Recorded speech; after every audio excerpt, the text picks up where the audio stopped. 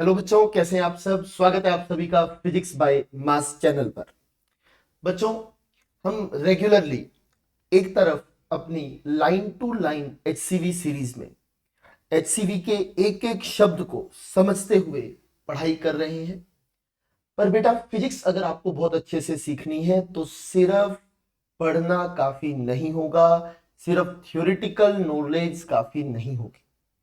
आपके पास practical knowledge, problem solving capability, concepts की एप्लीकेशन कैपेबिलिटीज भी होनी चाहिए। उसके लिए मैं बार बार आपको कहता हूं बेटा, आप एचसीवी के सारे सवालों को अटेम्प्ट करें और उनके सॉल्यूशंस मैं आपको इस दूसरी नई सीरीज में प्रोवाइड कर रहा हूं। तो बेटा, हमने इस सीरीज में वर्कआउट एग्जाम्पल के पहले 5 सवाल डिस्कस कर लिए थे। आज बचे हुए 5 सवाल चैप्टर 1 इंट्रोडक्शन टू फिजिक्स के हम डिस्कस करने वाले हैं। तो आइए बेटा शुरू करेंगे work out examples. Question number 5 तक ऑलरेडी डिस्कस हो चुके हैं लास्ट वीडियो में। आज हम शुरू करेंगे क्वेश्चन नंबर 6 से। सवाल है, test dimensionally if the equation v square बराबर u स्क्वायर प्लस 2ax में बी करेक्ट। तो अगर इस इक्वेशन को करेक्ट होना है बेटा, तो for an equation a is equal to B plus C to B dimensionally correct, उसके लिए प्रिंसिपल ऑफ होमोजेनिटी सही होना चाहिए। According to principle of homogeneity, A की डायमेंशन, बी की डायमेंशन, सी की डायमेंशन बराबर होनी चाहिए इस इक्वेशन में। That means dimension of V square, dimension of U square, dimension of 2ax आपस में बराबर होनी चाहिए। तो आइए बेटा डायमेंशंस निकालना शुरू करते हैं। सबसे पहले वी स्क्वायर, v यहां पर वेलोसिटी रिप्रेजेंट कर रहा है। वेलोसिटी की डायमेंशन होती है बेटा एल टी माइनस वन, इसका स्क्वायर हुआ इसलिए हमने यहां पर लिखा L square T minus to. u भी वेलोसिटी को रिप्रेजेंट करता है, इसकी भी डायमेंशन होती है L T minus one, square होने की वजह से ये भी हो जाता है L square T minus to. Next is 2ax। 2 एक डायमेंशनलेस क्वांटिटी है, a is acceleration L T minus to and x is distance l। तो L T minus to L लिखते हैं बेटा, वहां से ये डायमेंशन भी आ जाती है L square T minus to. हमने देखा तीनों टर्म्स की डायमेंशंस आपस में बराबर है, इसलिए ये इक्वेशन डायमेंशनली करेक्ट है। उम्मीद करता हूं अच्छे से आपको ये सवाल समझ आ गया होगा। शुरुआत करेंगे अगले सवाल की। क्वेश्चन नंबर 7 आप सभी के सामने बेटा। ये वीडियो लेक्चर आप तभी देखें अगर आप खुद से इन सवालों को अटेम्प्ट कर चुके हैं। The distance covered by a particle in time t is given by x is equal to a plus bt plus ct square plus dt cube. Find the dimensions of a, b, c and d. By the principle of homogeneity हमें पता है बेटा x, a, bt, ct square, dt cube सबकी dimensions आपस में बराबर होंगी। अगर सबकी डायमेंशंस आपस में बराबर है बेटा, तो a की डायमेंशन डायरेक्टली x के बराबर होगी। It means it will be equal to l, क्योंकि x क्या था बेटा, distance. bt is equal to x होगा, यहां से b की dimension will be L T minus one, क्योंकि t डिवाइड में चला जाएगा। नेक्स्ट टी स्क्वायर डिवाइड में जाएगा बेटा, so C T square x की डायमेंशन के बराबर। So dimension of c will be equal to L T minus two, because t is time. Time की डायमेंशनल फॉर्मूला टाइम होता है। dt cube is equal to again dimension of x, so dimension of d will be x by t cube, that is lt minus 3। बहुत simple तरीके से इन चीजों को समझाने के लिए मैं यहां पर कोशिश कर रहा हूं। उम्मीद करता हूं हर सवाल आपके दिल तक पहुंचे, अच्छे से आप इन सवालों को समझ पाए। अगला सवाल question number 8, if the centripetal force is of the form m to the power a, v to the power b, r to the power c, then find the values of a, b and c। बेटा, हमने first chapter को line by line जब पढ़ा तो हमने उसमें देखा था कि कैसे आप रिलेशंस डिड्यूस करते हैं। सो यहां पे हमें फोर्स का रिलेशन बताना है मास, वेलोसिटी और रेडियस की टर्म्स में। तो हमने लिख लिया है force is equal to m to the power a, v to the power b, r to the power c। Dimensionally दोनों बराबर होने चाहिए, इसलिए यहां पर लिख लिया बेटा फोर्स का dimensional formula will be equal to mass to the power a, velocity lt -1 to the power b, r length to the power c। Dimensional formula of force is m1 l1 t -2। यहां से तीनों variables को अलग कर लिया है, m to the power a, l की power b बचेगी b, और यहां से c आ जाएगा b plus c, and t to the power -b। Equation compare करने पर मास को मास से कंपेयर किया, लेंथ को लेंथ से कंपेयर, टी को टी से कंपेयर। ऐसा क्यों कर रहे हैं? ये हमने अपनी फर्स्ट चैप्टर की लाइन बाय लाइन सीरीज में कवर कर लिया है। कंपेयर करेंगे बेटा, m to the power a, m to the power 1 आपस में बराबर, b plus c is equal to 1, minus b is equal to -2। यहां से a1 आया, b2 आया, b2 पुट करके यहां पर c -1 आया। आपसे a, b और c की वैल्यूज पूछी गई थी, वो हमने यहां पर कवर कर ली है।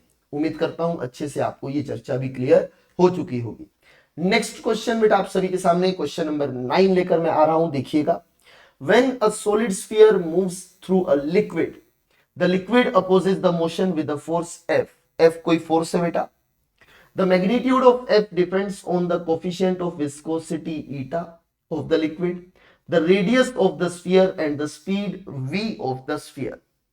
Assuming that F is proportional to different powers of these quantities, guess a formula F using the method of dimensions. तो हमने बेटा यहां पर फोर्स को डायरेक्टली प्रोपोर्शनल मान लिया है, eta to the power a, velocity to the power b and r to the power c। Dimension लिखने का समय आया है, दोनों तरफ इक्वेट होना चाहिए। So dimensional formula of f will be equal to coefficient of viscosity की डायमेंशन। बेटा ये डायमेंशन अगर आपने एग्जांपल अच्छे से सोल्व किए हैं तो आपने फर्स्ट क्वेश्चन में, पहले ही सवाल में आपने चौथा पार्ट डी पार्ट यही सोल्व किया था, द कोफिशिएंट ऑफ विस्कोसिटी। तो फर्स्ट वर्कआउट एग्जांपल से हमें पता है the dimensional formula for eta is ml -1 t -1। तो आगे बढ़ेंगे बेटा, देखिएगा। तो dimensional formula of eta is ml -1 t -1। Force का डायमेंशनल फॉर्मूला याद करने कहा गया था mlt -2। वेलोसिटी का डायमेंशनल फॉर्मूला lt -1। रेडियस का डायमेंशनल फॉर्मूला यहां पर l आ जाएगा। राइट बेटा, इस तरह से लिखा जा सकता है। आगे बढ़ेंगे, देखिएगा। दोनों आपस में इक्वेट किए बेटा, यहां पर हमने डायमेंशनल फॉर्मूला लिख लिए हैं।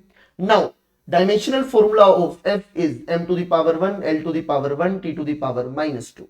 यहां पर m की पावर a बचेगी, l की power -a plus b plus c, t to the power -a minus b यहां पर लिख चुके हैं। दोनों तरफ कंपेयर कीजिए, m to the power a, m to the power 1 equal -a plus b plus c is equal to 1, -a minus b is equal to -2। a1 आ चुका है, a को पुट किया बेटा, b आएगा 1। a और b पता है बेटा, पुट कीजिए, c भी आएगा 1। a b c तीनों 1 आ चुके हैं। आंसर आ चुका है बेटा eta R V. Force is equal to eta R V. आखिरी क्वेश्चन बेटा, workout example chapter 1 last question, question number 10। The heat produced in a wire carrying an electric current depends on the current. Heat depend कर रही है बेटा electric current, resistance and time पर। वैसा ही formula भी लिख रहे हैं बेटा, heat depends on current, resistance and time. Assuming that the dependence is of the product of the powers type, guess an equation between these quantities using the dimensional analysis. The dimensional formula of resistance आपको लिख कर दिया है और heat energy है ये भी बता दिया। तो आइए बेटा दोनों को डायमेंशनली इक्वेट किया। हीट की dimensions will be equal to, current की डायमेंशन एचसीवी सर ने कई जगह आई लिखा है, मैं ए लिखकर चलता हूं बेटा। आई की डायमेंशनल फॉर्मूला ए, रेजिस्टेंस का डायमेंशनल फॉर्मूला लिख कर दिया है ml square t -2 a -2 t -3 a -2। यहां पर लिखा है बेटा, यहां पर सर ने आई करंट बताया है, मैं यहां पर a को करंट लिख रहा हूं। Now next is t time to the power c। अलग अलग करेंगे बेटा, ये एनर्जी है, एनर्जी का डायमेंशनल फॉर्मूला आपने याद किया था ml स्क्वायर t -2। दोनों तरफ इक्वेट करेंगे। m को सोल्व कर लिया बेटा, m की पावर यहां पर b आ गई है, L की पावर 2b आ गई है, t to the power -3b plus c आ गया है, and a to the power a -2b आ गया है। सोल्व करेंगे बेटा, m की पावर b, m की पावर 1 सोल्व किया, 2b इज इक्वल टू 2 लिखा बेटा, -3b प्लस c बराबर -2 लिखा, एंड a -2b को 0 लिखा। सोल्व करेंगे भी, देखिएगा पहली इक्वेशन से b1 आ गया, दूसरी से b1 आया। नेक्स्ट इक्वेशन b को 1 लिखते ही c1 आ जाता है और b को 1 लिखते ही a2 आ जाता है। a2 b1 c1, so power is, या हीट लिखा जाना चाहिए इसे, हीट का फॉर्मूला हम डिराइव कर रहे थे बेटा, यहां पर आपके पास में heat is equal to I square R T हो जाएगा। यही फॉर्मूला आपको बताने बोला गया था। उम्मीद करता हूं बहुत अच्छे से आपको ये सभी सवाल क्लियर हो गए होंगे। नहीं भी हुए तो आप अपने डाउट्स बताएं, घर पर मेहनत करें, लिखकर मेहनत करें बेटा, लिखना आपको पड़ेगा तभी आप फिजिक्स सीख पाएंगे। इस तरह सिर्फ लेक्चर देखने से, एज अ मूवी ये सब देख लेने से चीजें नहीं होंगी। आई रिक्वेस्ट यू ऑल, जो भी ये वीडियो देख रहे हैं, अपने हाथ से पेन चलाकर जरूर देखें। Thank you very much. इसी प्रकार से मुलाकात होती रहेगी। इसके बाद बेटा हम HCV चैप्टर 1 के ऑब्जेक्टिव 1, ऑब्जेक्टिव 2 और एक्सरसाइज सोल्व करेंगे। आप सभी इन चीजों को खुद से सोल्व कर लीजिए। जब मैं वीडियो सॉल्यूशंस डालूंगा तब आप वहां से देखकर अपने डाउट्स कवर कर सकते हैं। और भी क्या क्या चीजें आप पढ़ना चाहते हैं आप कमेंट बॉक्स में जरूर बताइएगा। फिजिक्स पढ़ते रहिए, मोहब्बत करते रहिए, बहुत अच्छे से हम मेहनत करने वाले हैं। Thank you very much.